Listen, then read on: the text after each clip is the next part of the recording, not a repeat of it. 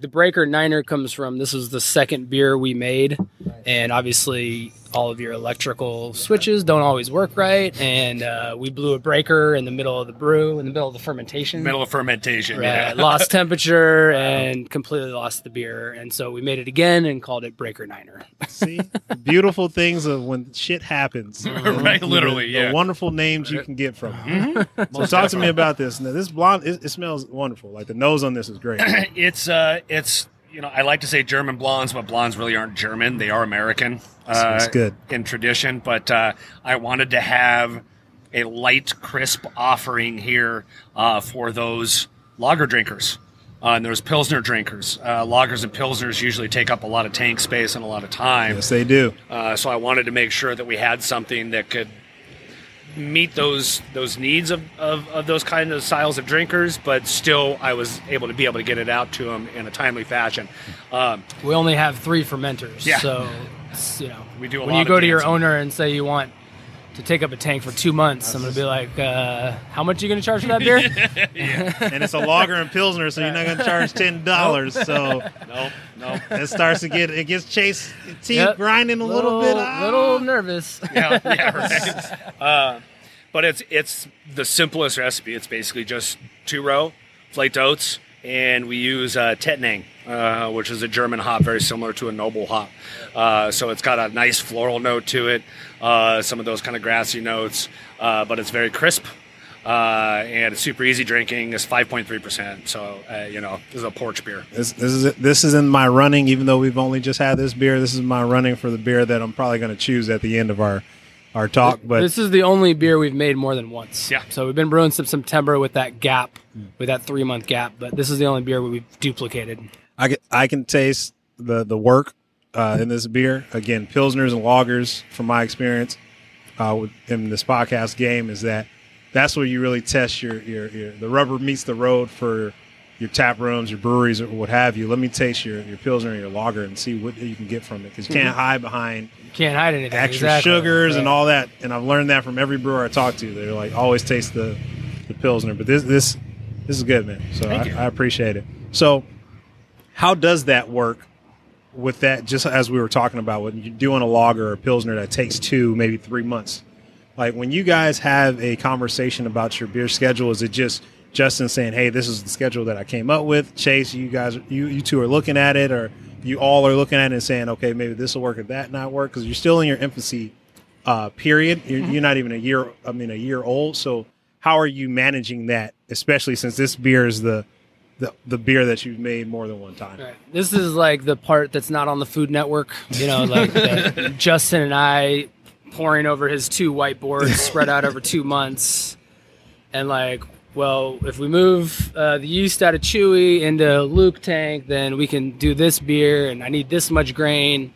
We don't have anywhere to put that grain, Justin. Okay, well, what if we do it this way? And it's like this crazy game of Tetris with not only like time, space, money, and tanks. Yeah. And it's just like, and it never works out the way you plan it either. So it's like a moving target anyway, which is why it's on a whiteboard. Yeah. But it is, it's complicated, and that's, I, just like the chef, I'm not here to like tell people what to cook, but like I am, kind of overseeing everything at the top. And I got to, be honest when I'm like, well, we can't spend this much money on that beer, or we don't have enough kegs right now, and we can't buy more kegs right now. So we need to figure out another solution. And so I basically say, let's do this, but these are the parameters. And then it's up to him to kind of put the pieces together, and, we go from there. Justin? Well, there's also this aspect of, and this is where I get, where Chase and I think work out really well is, as a brewer, I always want to make like brewer beers, super, adjunct heavy, crazy offshoots of like, weird ingredients and things, because as an artist, you constantly want to kind of push the boundaries. That's right. But then there's this line that has to be drawn between, what can we produce and how quickly can we produce it versus what's going to sell. Gotcha. And coming from that restaurant and business background, I'm always acutely aware of our need to be able to make delicious beer, but delicious beer that's going to be sold.